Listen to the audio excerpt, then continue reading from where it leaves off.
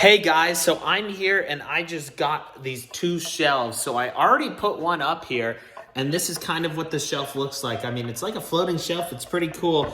And so how it works is it has these that go in the back here. So I'll show you. I already installed one here, but so I can pull it out and it's super simple. I mean, you put one screw there, one screw there, one screw there, and then this just slides in there.